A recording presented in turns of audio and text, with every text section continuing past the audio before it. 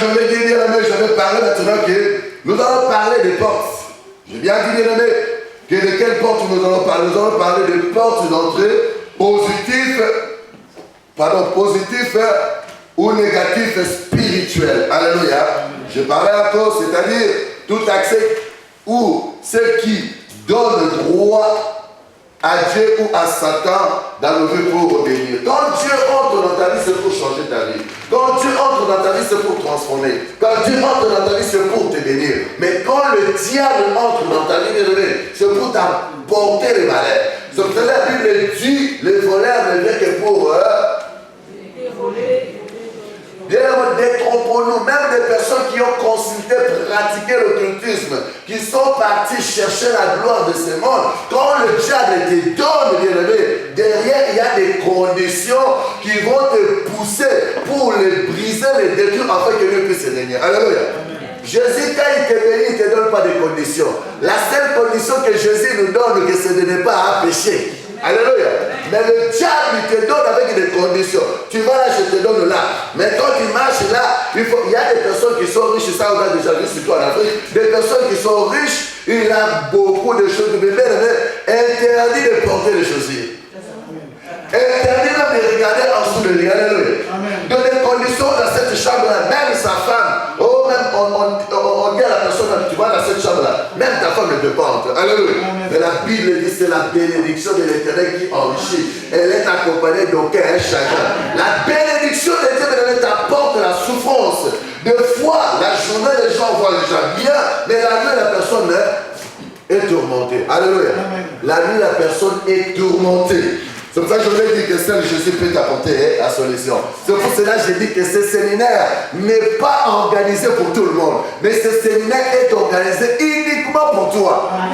Est-ce que tu vois ce que je dis? Ce séminaire est organisé uniquement pour toi. C'est pour cela que je ne vais pas regarder un service. Non, service parce que Dieu veut que seulement toi tu écoutes ça. Et quand tu vas écouter et tu vas pratiquer, tu vas vivre. En vivant, tu vas témoigner. Et en témoignant, il y a la foule, le monde qui vont venir. Pourquoi? Et que waouh, tu as un Dieu. Alléluia. Parce que le Dieu que nous prions, il n'a pas changé, il est le même Dieu aujourd'hui éternellement. Alléluia. Jésus n'est pas seulement le Dieu d'histoire. Il est un Dieu du passé, du présent et du futur. Alléluia. C'est pour cela la Bible l'appelle le même hier, aujourd'hui. Toi, tu as compris que le Seigneur te bénisse.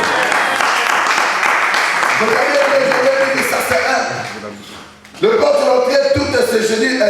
Qu'est-ce qu'une porte d'entrée négative? Je ne vais pas parler de porte d'entrée négative, j'avais bien parlé hier. Tout accès permettra à Satan de prendre autorité sur nous pour accomplir sa mission. Alléluia. Car il rôde. Bien aimé, le diable a commencé à rôder dès le commencement. Dans les jardins d'Éden, même le diable a rôdé. C'est pour cela qu'il a pu pénétrer dans la vie du couple. Dans la vie d'Adam et Ève, il les a détournés du droit chemin. Alléluia. Parce que ça c'était son but. Je dis encore des portes d'entrée négatives, bien aimé, c'est tout péché que le diable utilise pour accomplir son œuvre à nous. Alléluia. À l'exemple d'Adam et Ève, s'ils sont tombés, c'est à cause du péché. Judas, s'il a été disqualifié, c'est à cause du péché. Alléluia. C'est pour cela qu'on continue. Ça, c'est beaucoup de définitions que j'ai parlé, je vais passer. Il y a encore une autre définition que je voulais encore donner. Tout accès que nos parents ou ancêtres ont donné à l'ennemi dans notre vie par les alliances et pactes avec les diables. Ça aussi, c'est des portes d'entrée négatives. Alléluia. Je sens. Après, maintenant, on a commencé à parler maintenant de ces portes d'entrée négatives. Quand on a commencé à parler de ces portes d'entrée négatives, la première porte que j'ai dit, c'est quoi? La porte d'entrée occultiste. Alléluia. La porte d'entrée occulte. Alléluia. C'est ça, bien aimé, la porte d'entrée négative. Quand je parle de l'occultisme, bien aimé, je parle de toute science, je parle de toutes choses où Dieu n'est pas à l'origine. Alléluia. Toute pratique où Dieu n'est pas à l'origine. J'avais bien défini hier sur l'occultisme. J'avais bien parlé hier sur l'occultisme. Alléluia. Je n'ai pas parlé alors, mais j'ai quand même défini un peu. Sauf que vous savez, je veux nous dire une chose. Nous devons faire attention. Nous devons faire attention surtout dans ces temps où nous vivons. Alléluia. J'ai bien parlé hier Un être humain, il est composé de trois parties, corps, âme, esprit. Mais ce sont toujours ces trois parties-là que Dieu aussi cherche à contrôler, à diriger, et que le diable aussi cherche à contrôler, à diriger. Mais lorsque on n'a pas le discernement, on n'a pas l'écoute spirituelle, on peut donner un autre accès, le diable prend place. Mais quand on a parlé de portes d'entrée négatives, on a parlé de plusieurs portes.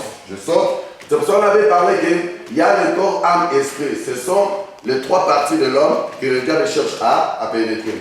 J'avais parlé de, quand on va parler de portes d'entrée, je vais parler dans 4 domaines. Dans le domaine de l'esprit, dans le domaine de l'âme et dans le domaine du corps et dans la vie quotidienne. Mais hier, on a parlé, on n'avait pas fini en ce qui concerne le domaine de l'esprit. J'avais parlé dans le domaine de l'esprit, le porte d'entrée ouverte par l'esprit humain, c'est-à-dire tout ce qui a donné droit ou qui donne droit à Satan ou à l'esprit impur au niveau de notre esprit. Alléluia.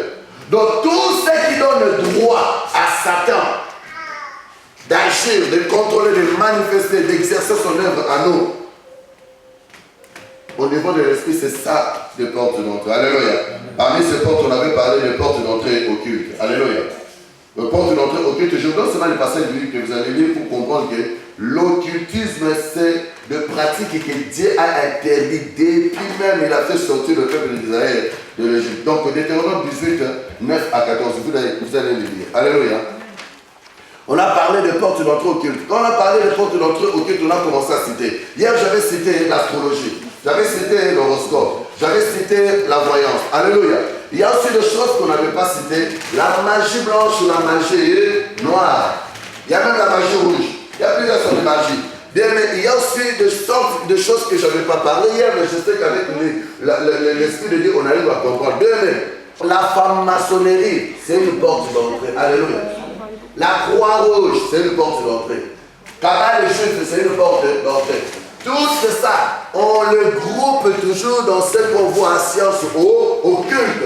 Ce sont des choses, si nous l'avons pratiqué, et que même si nous sommes venus au Seigneur, et qu'on ne s'était pas repenti, on n'a pas renoncé à cela, c'est quelque chose qui donne toujours droit à Satan. Alléluia. Tu peux dire que je suis venu dans le Seigneur, je prie, j'ai tout abandonné, je ne peux pas. Mais tant que tu n'as pas encore renoncé à cela, tu n'as pas dit ça publiquement. Quand je dis publiquement, je ne te demande pas de dire ça publiquement. Alléluia. Même dans la prière de confession, tu as renoncé à ces choses-là. Tu l'as cité devant le Seigneur. Ça donne encore droit à l'ennemi. Est-ce que je peux comprendre? Ça donne encore droit à l'ennemi. La Bible dit, si tu confesses de ta bouche. Alléluia. Toi, tu es venu au Seigneur, tu n'as jamais renoncé à l'occultisme, tu n'as jamais renoncé à des pratiques de croyance, tu n'as jamais renoncé à tout ce que tu faisais. Mais bien, le diable trouve toujours l'accès en toi. Le diable trouve toujours quelque chose en toi. C'est cette chose-là qui lui donne toujours l'accès. C'est pour cela que la vie ne change pas, les choses n'avancent pas. Nous devons comprendre toutes ces choses-là. Alléluia. On avait parlé de l'astrologie, l'horoscope, la divination. Je parlais de la voyance, je parlais de maraboutage, de fétichisme. Je parlais hier aussi de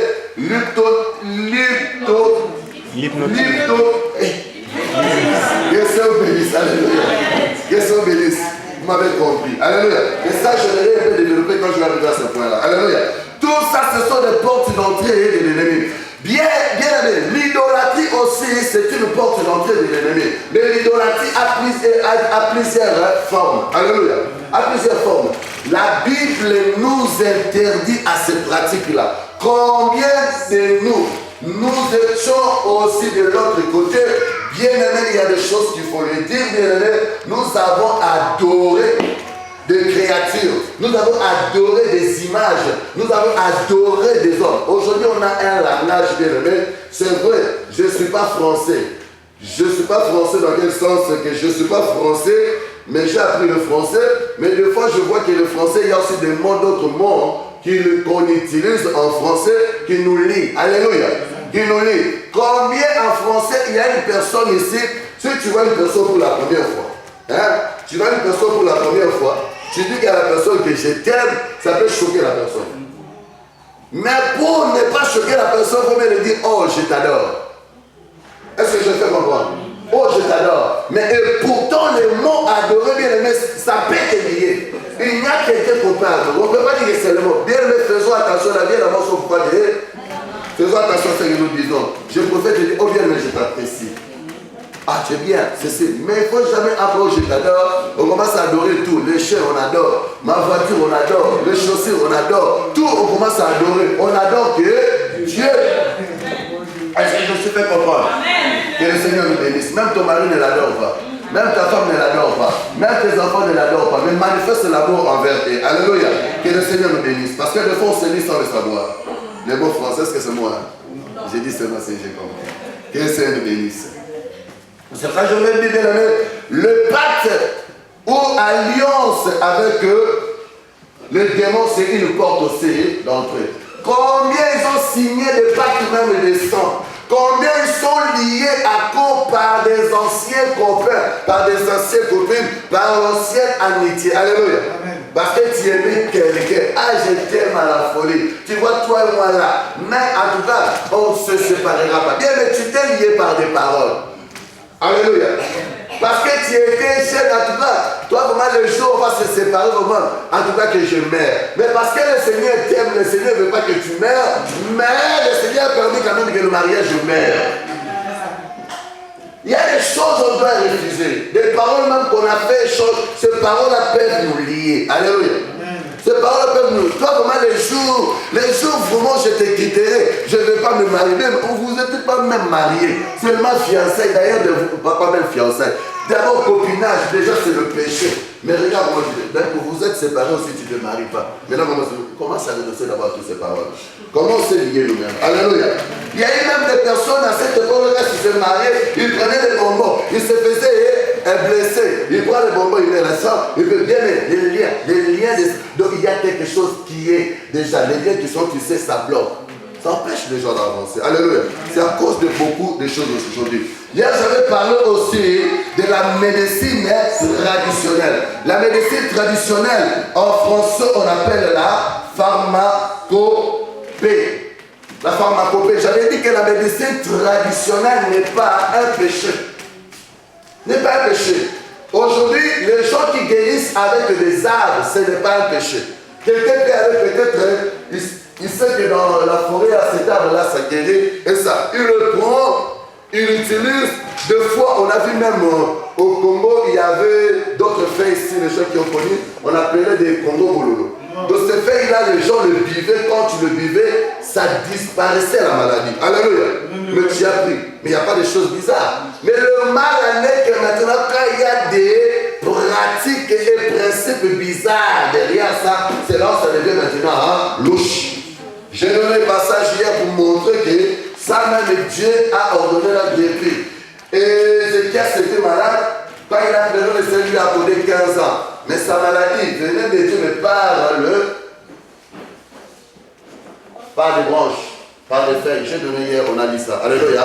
J'ai donné, je ne sais pas si vous avez lu ça. C'était dans 2 Rois 20, 1 à 7. Alléluia. Comprenez cela et vous allez voir cela. Après, je veux aussi parler maintenant de continuer parce que je n'avais pas parlé hier.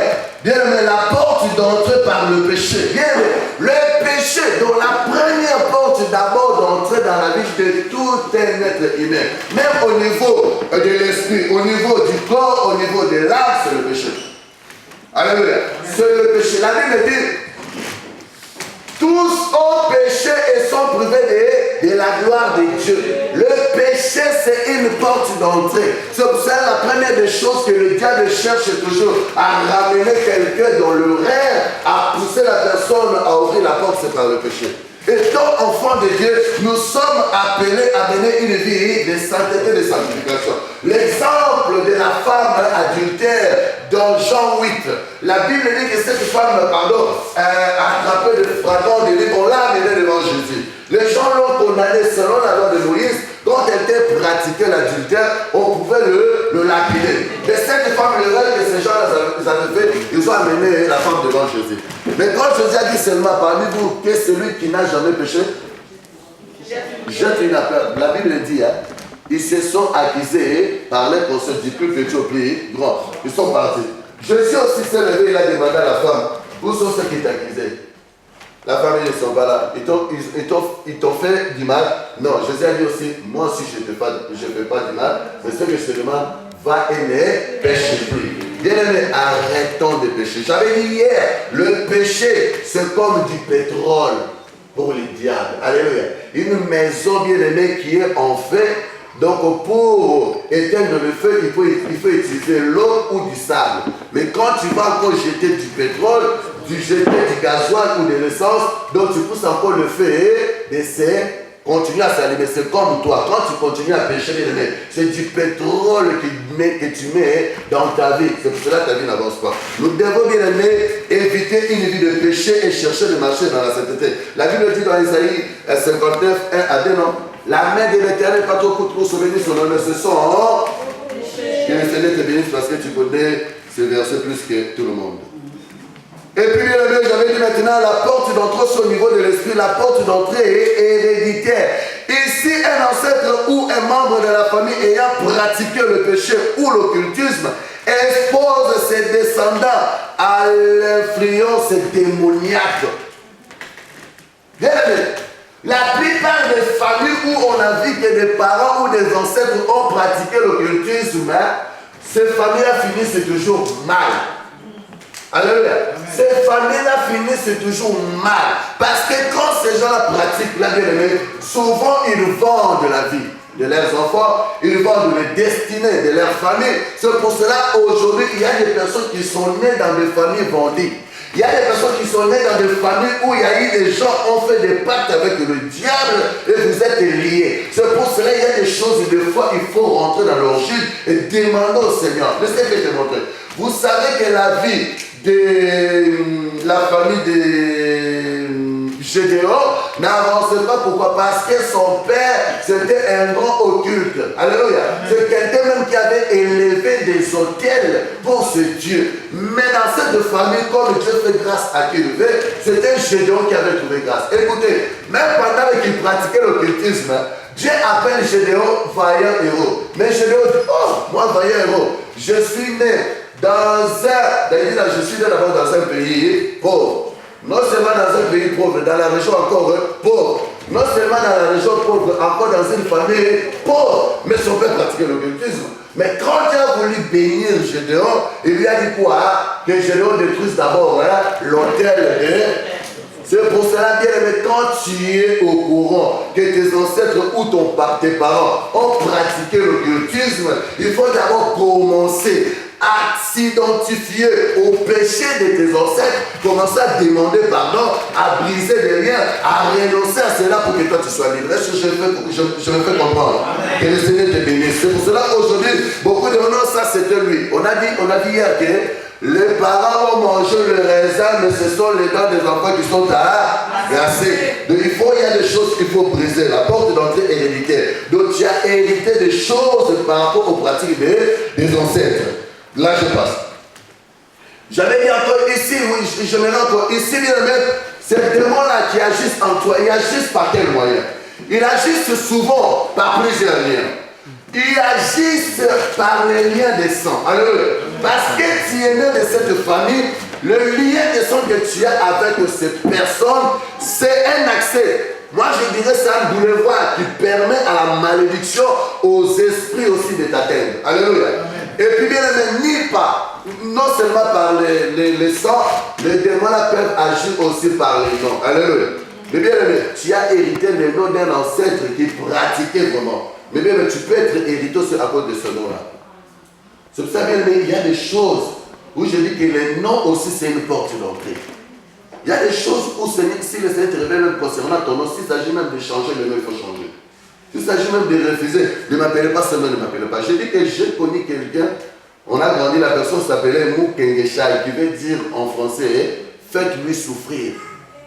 Cette personne était dans le Seigneur, non, on est venu dans le Seigneur, il nous a encadrés, mais quand tu vois la vie de la personne, malheur sur malheur. La personne est partie marier une femme, la femme est venue, souffrance encore. Mais jusqu'à ce que la personne avait compris que non. Donc le Seigneur donne la révélation que ta souffrance à cause de ton nom. La personne a changé le nom de Mou Kengeshai. Donc il a dit maintenant, au lieu de dire Mou Kengeshai, qui dit faites-lui souffrir, il dit maintenant Mou Sankishai. Moussa Péché qui veut dire, hein, faites-lui plaisir. Alléluia. Il y a des choses qu'il faut changer. C'est pour cela qu'il aimé Abraham aussi, sa vie était liée à cause du nom. Jacob, son nom, sa vie était liée aussi à cause du nom. Alléluia. C'est pour cela que nous devons faire attention à cause de cela aussi. Bien aimé, les liens de famille aussi. Bien aimé, regarde, vous dans toute la famille, vous vivez la même chose. Pourquoi? Il y a une porte d'entrée. Pourquoi toujours vous seulement dans cette famille-là? Vous vivez des choses. Il y a une porte d'entrée. C'est là aussi, il faut comprendre toujours qu'il y a une porte d'entrée et chercher à les détruire. Il y a la porte d'entrée par les coutumes païennes.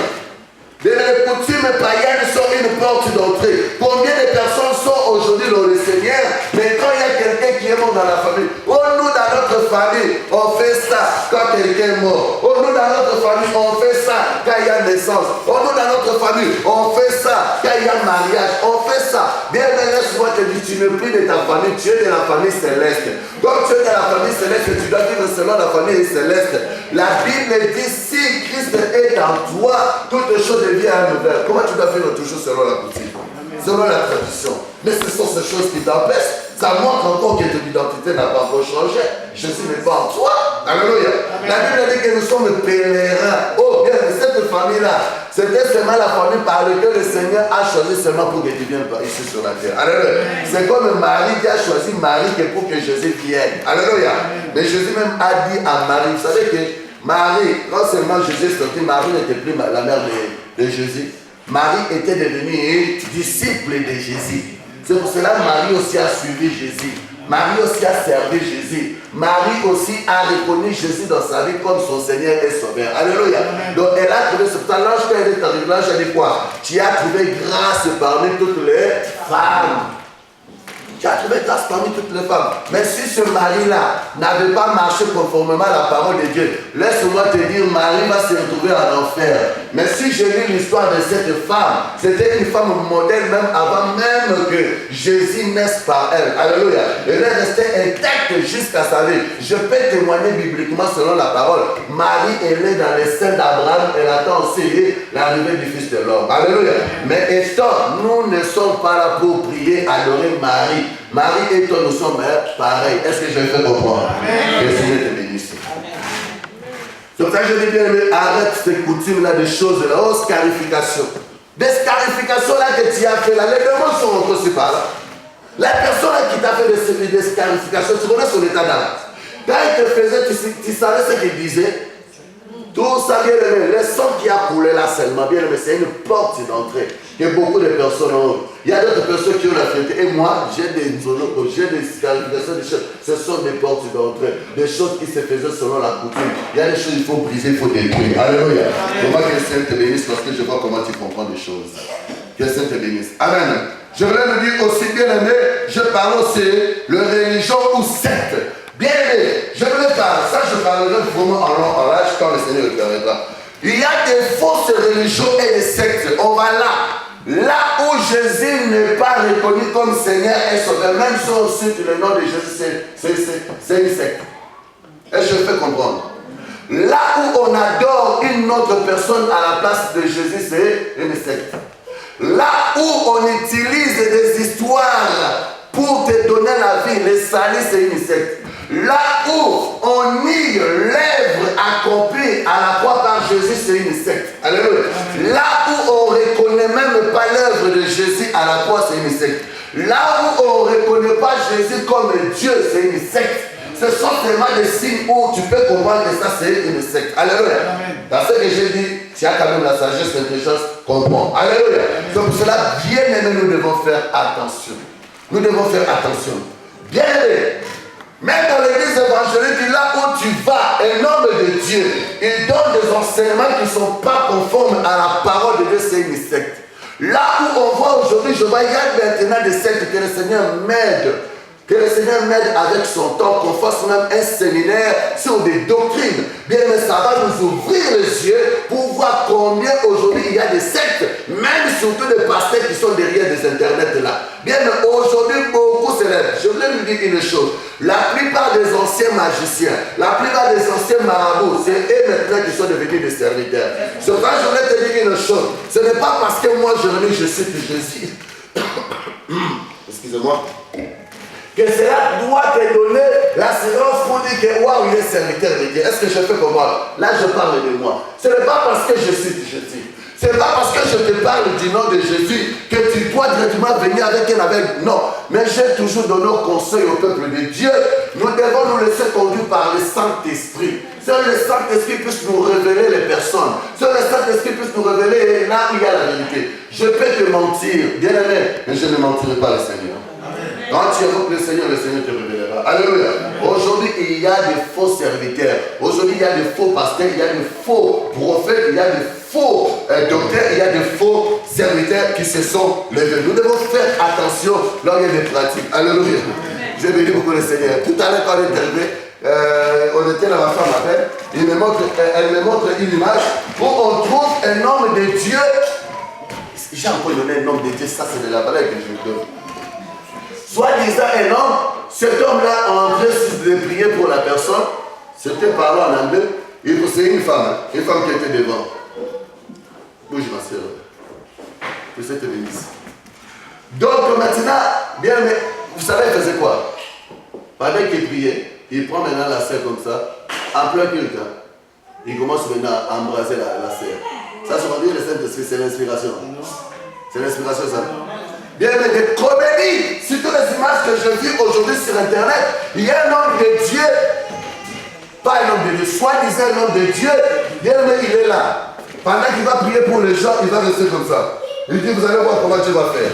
Donc, levez-vous, les gens se lèvent, maintenant il va rentrer de eux. Quand il va comme ça, tout le monde, la magie dans l'église, les gens s'acclament. Il y a des spectacles de magie aujourd'hui à l'église, les gens acclament. Quelqu'un va rester là, vous allez voir comment ils vont tomber. Et tout le monde par terre, et les gens sont en train d'acclamer. Bien aimés, ayons les discernements.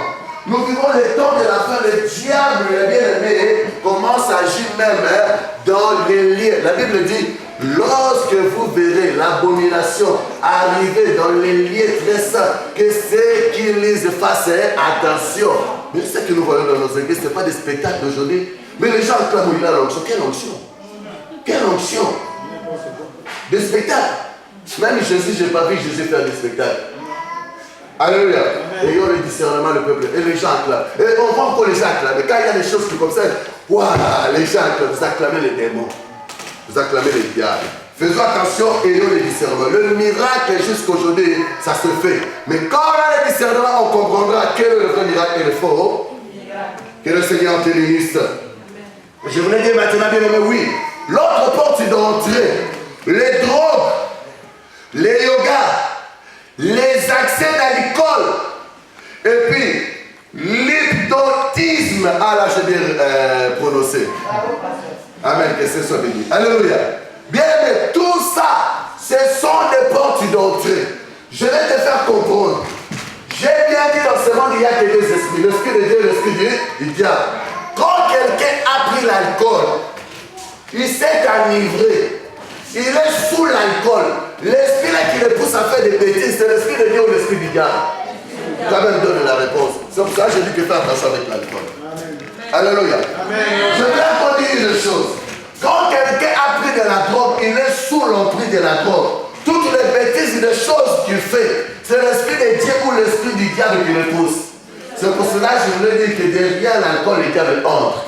Derrière la drogue, le diable entre. Alléluia.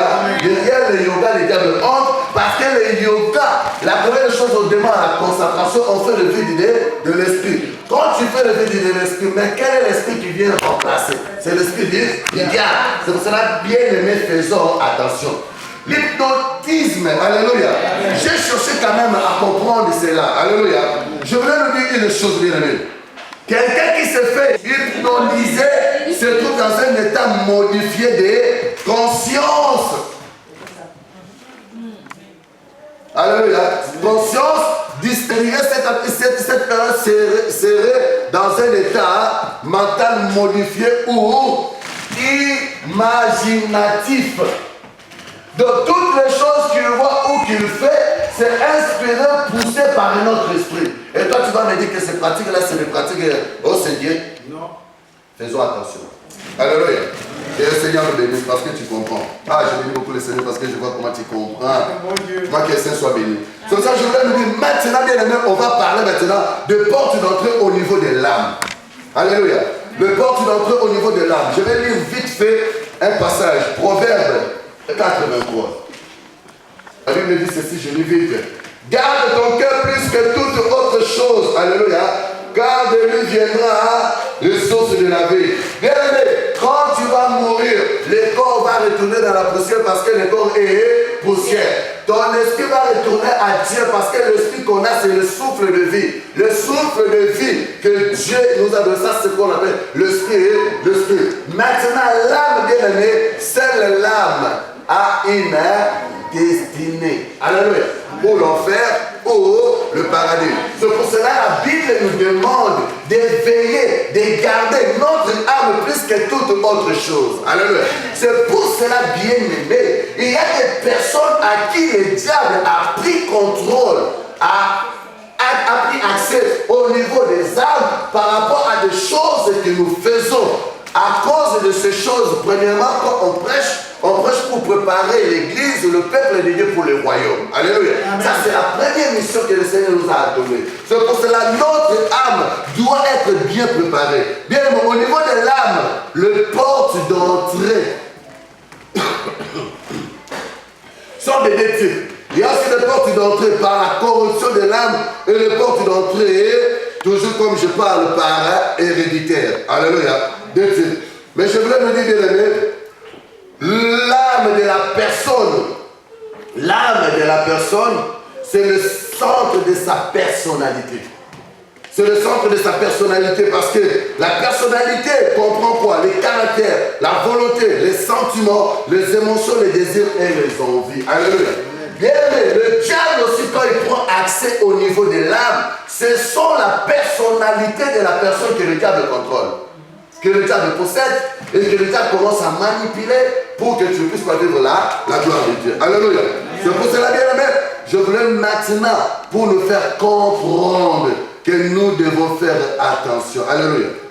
Les démons ou l'esprit impur trouvent accès lorsque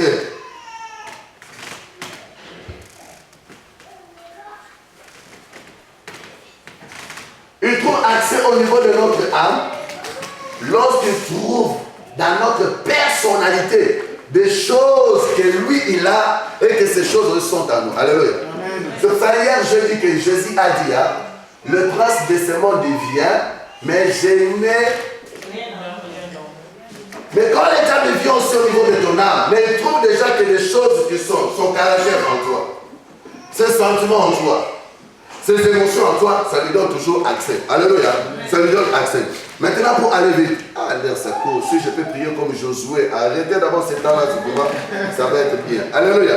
Vraiment pour la gloire du Seigneur. Maintenant, par rapport au plaisir, le porte d'entrée que j'ai cité au niveau de l'âme. Bien aimé, la première porte que je parle ici d'abord, c'est la colère. Alléluia. La colère, bien aimé, c'est une porte d'entrée du diable. Mais je me poser la question. Est-ce que la colère est un péché? Hein? Waouh, que ça vous bénisse. Alléluia. La colère n'est pas un péché. Mais je peux distinguer maintenant quelque chose. Pourquoi je dis que la colère n'est pas un péché? Parce que si la colère est un péché, c'est que Dieu aussi péché. C'est que Jésus aussi avait péché.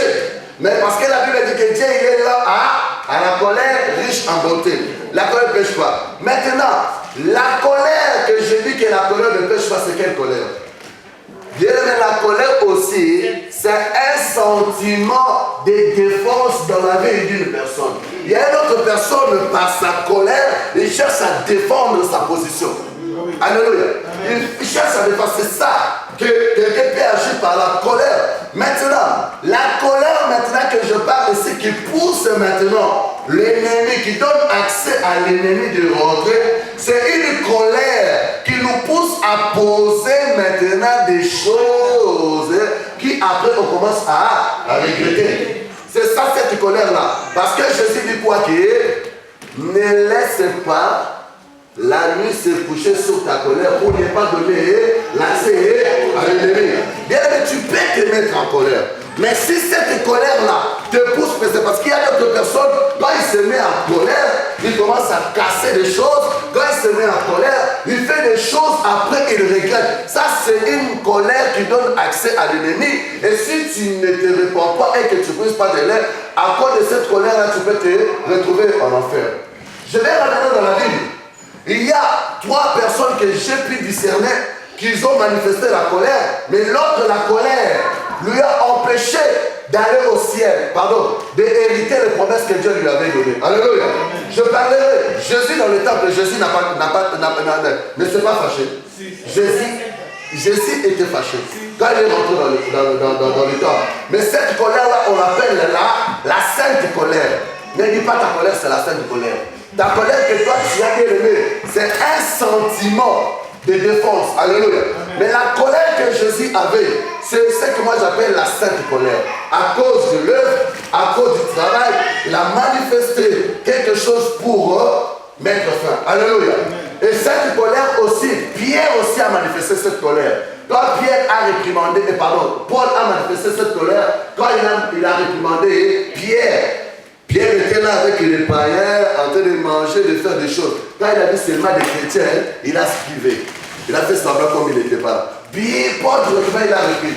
Il a dit, mais toi tu es hypocrite. Tu ne vois pas que par tes gestes là maintenant, tu influences tout le monde. Il a crié, il a parlé, il était, c'est pas le péché. Mais Moïse, regardons maintenant. Moïse, le peuple lui a poussé à pécher. Moïse, on lui dit seulement parle au rocher, le rocher va donner de l'eau.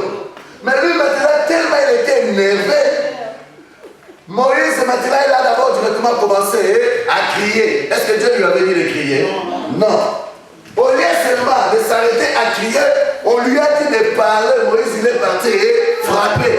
C'est ça cette colère-là qui lui a empêché de rentrer dans la terre promise. Alléluia. C'est pour cela bien aimé. Quand seulement il y a quelque chose, tu te fâches, tu le dis, parce qu'il y a quelque chose quand il se fâche, donc on voit qu'il y a quelque chose. Bien aimé, là ça nous pousse à discerner, à demander au Seigneur de briser, de façonner, de tailler et que le Seigneur manifeste. Alléluia. Quand même il y a une colère, tu t'emportes, tu tapes même les enfants, tu oublies que tes enfants, il y a un problème.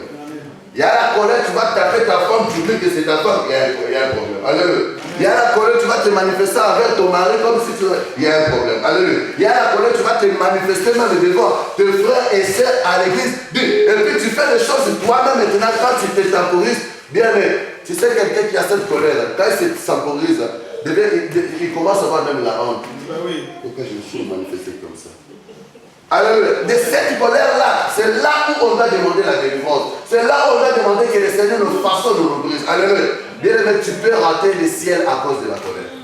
Comment que le Seigneur fait? Est-ce que je me suis fait comprendre? Que c'est te bénisse parce que tu m'as compris. Ne te mets pas à colère parce que tu dis, oh, je te visais, je vise personne. Alléluia. Que le Seigneur soit béni. Et puis, bien aimé, je voudrais dire maintenant, une porte d'entrée encore la jalousie. La jalousie, c'est un péché et une porte d'entrée à tous les maux. Alléluia. Vous savez pourquoi Satan a été chassé à cause de la jalousie. Satan il a envié Dieu. Et cette jalousie-là a poussé Satan à dire, oh, pourquoi lui seulement on va adorer pour lui, on va faire cela. Et là, poussé maintenant aussi, il faut qu'on commence à chanter pour moi. Alléluia. Bien aimé, nous devons faire attention. La jalousie qui te pousse, c'est parce que vous savez qu'est-ce qui a fait aussi que Caïn tue Abel? C'est la jalousie. Alléluia, c'est la jalousie. C'est pour cela, bien aimé, nous devons examiner. Lorsque quelqu'un fait quelque chose de bien, et que toi tu vois, au lieu de l'apprécier, de faire toi tu commences seulement à jalouser, pourquoi seulement lui? Pourquoi seulement elle? Pourquoi seulement il y a un problème? Alléluia. Quelqu'un peut-être a une belle voiture, toi, tu vois la voiture qui est là, il fait des chèques.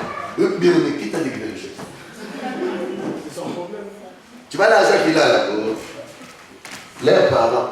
Tu vois, la jalousie commence toujours à imaginer des choses. Alléluia. Donc c'est pour cela, bien aimé, on doit faire attention. On passe. Et puis je voulais dire encore, il y a encore une autre porte d'entrée, la haine. Alléluia. Amen. La haine. Donc je parle, mais je ne donne pas de versets bibliques, excusez-moi. Donc en ce qui concerne la colère, donc Éphésiens 4, verset 6 à 27. Éphésiens 4, verset 6 à 27, la jalousie. 1 Corinthiens 3 à 3, la haine, Proverbe 10, verset 12 et 18. Donc tu lis le verset 12 et tu lis le verset 18. Ça c'est la haine. La haine nous pousse toujours à faire du mal aux autres et brise l'amour. La haine brise l'amour. Quelqu'un qui a la haine n'aura jamais l'amour pour l'autre. Alléluia. C'est cette haine-là qui a poussé le frère de Joseph. Si vous lisez dans la vie de Jacob, vous allez dire que la Bible dit que le frère de Joseph, ils avaient déjà la haine déjà vers c'est pour cela tout ce que Joseph pouvait faire, pour eux c'était seulement mauvais.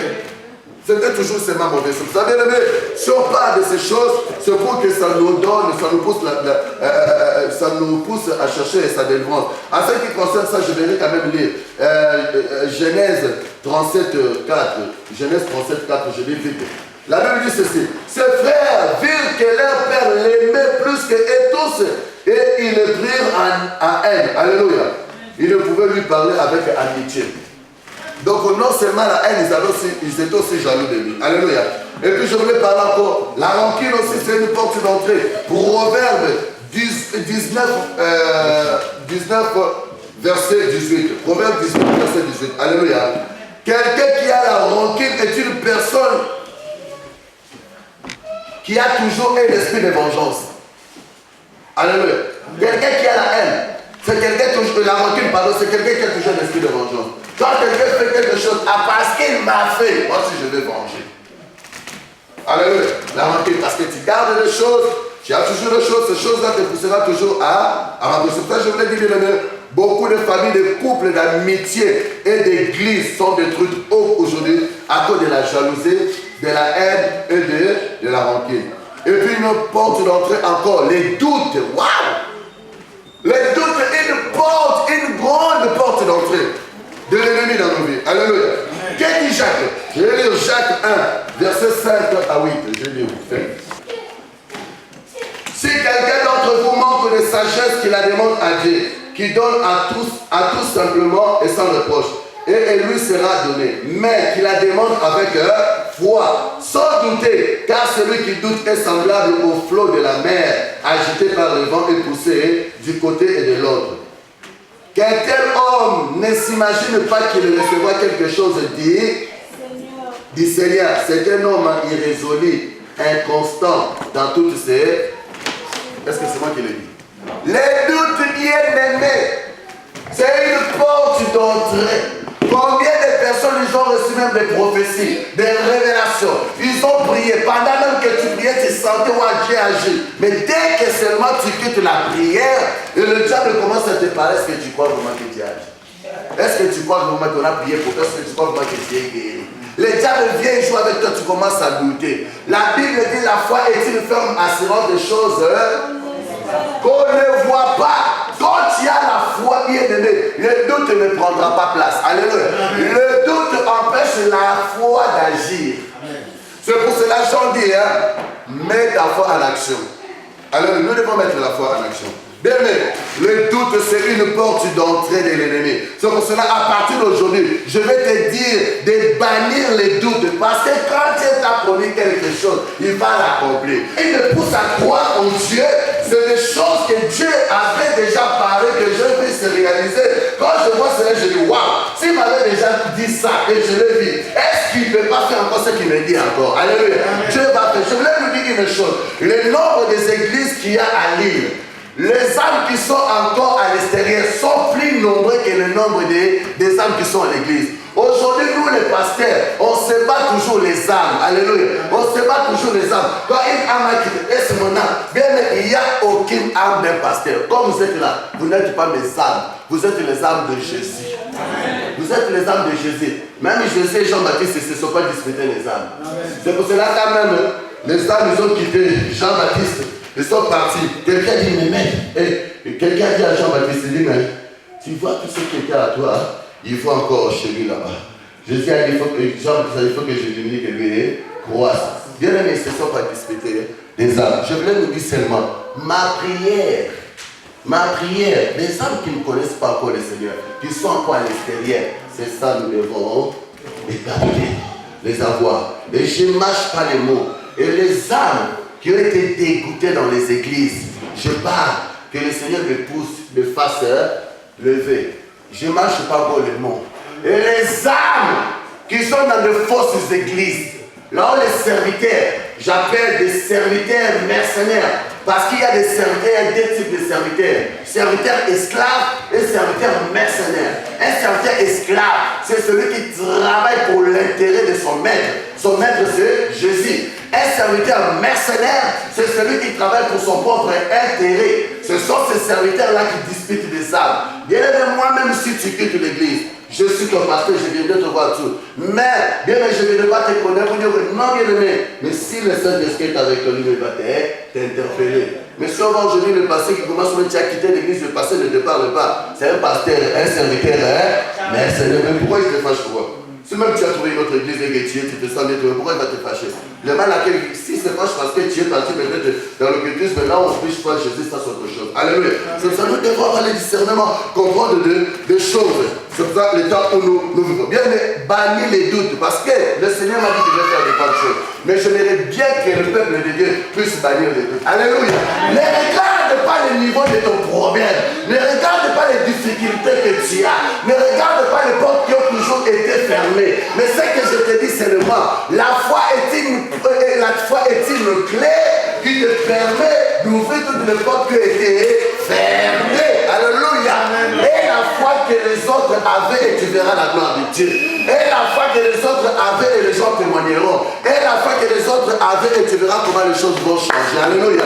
Je voulais te dire, bannis les doutes de ta vie, et tu verras comment le Seigneur va manifester sa gloire. Et je voulais dire maintenant, l'autre porte dans ton inquiétude, pour l'inquiétude, on a beaucoup parlé, c'est moi ici. Alléluia. La Bible dit, ne vous inquiétez de rien, mais faites connaître vos besoins par de prières et de... Même si la chose ne va pas, ne t'inquiète pas, ne panique pas, ne tremble pas, mais reste droit, mais reste constant dans ta voie avec le Seigneur. Le Seigneur, il agira. Il agira. Il agira. Je sais que mon Jésus va agir. Alléluia. Wow. Il agit parce que c'est pour ça que Jésus est mort. Il agit parce que c'est pour ça qu'il s'est donné à la croix. Il va agir, c'est pour toi qu'il a été rejeté. Alléluia. Jésus t'aime, il va agir. Jésus n'est pas mort pour une autre personne, uniquement pour toi. C'est pour cela que je dis que ce séminaire n'est pas organisé pour une autre personne, seulement pour toi. À partir d'aujourd'hui, bannis les inquiétudes. Il faut dire aux inquiétudes, bye bye. De la même manière, le Seigneur avait dit à ce paralytique, lève-toi, prends ton lit et marche. Alléluia. Mais toi, je ne te dis pas de te lever et de prendre l'inquiétude de marcher avec lui. Non. Lève-toi et dis, bye bye à l'inquiétude, bye bye à la peur, bye bye au doute. Parce que quand tu pars là, tu vas maintenant à la rencontre maintenant de la solution. Alléluia. Bon, Jésus va agir. Bien aimé, je suis fier de le dire. Je suis fier de le dire. Les gens peuvent interpréter de leur manière. Je suis fier de le dire. De mon Jésus, je crois et je sais. Alléluia. Bien aimé, j'ai toujours dit, la seule chose que je n'ai jamais encore vu Jésus agir dans ma vie, dans mon ministère, c'est de voir seulement un mort ressuscité. Un mort ressuscité. Bien aimé, le Seigneur est bon. La sœur qui est venue quand on était là-bas à Fourachou, avec l'oxygène, aujourd'hui ne marche plus avec l'oxygène. La sœur qui était condamnée, qu'on a donné des jours, qu'elle allait mourir, elle marche plus avec l'oxygène. Et les médecins ont été étonnés de la manière, la guérison, l'opération, les choses se sont passées dans la vie de cette sœur. Alléluia. C'était une sœur catholique, une famille catholique, des parents catholiques, mais aujourd'hui, toute la famille est venue au Seigneur. Grâce à ce miracle-là, il y a eu même son frère qui a payé le billet du Canada. Il est venu voir, je vais voir ce pasteur-là, Jérémie. Alléluia. Quand il est venu voir ce pasteur-là, Jérémie, donc cela veut dire qu'il a reconnu mon Jésus. Il a reconnu mon Jésus. Donc il est venu voir Jésus par Jérémie. C'est pour ça qu'il faut que les gens voient Jésus par toi. C'est ce qu'il va faire. Alléluia.